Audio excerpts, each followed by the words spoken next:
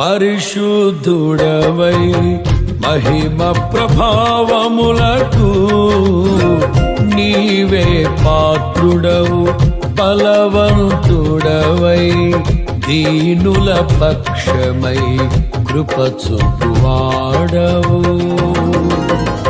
దయాళుడవై ధారాళముగా నన్ను దీవించిన శ్రీమంతుడా, ఆరాధన నీకే నా యేసయ్యా, స్తుతి ఆరాధన నీకే నా యేసయ్యా.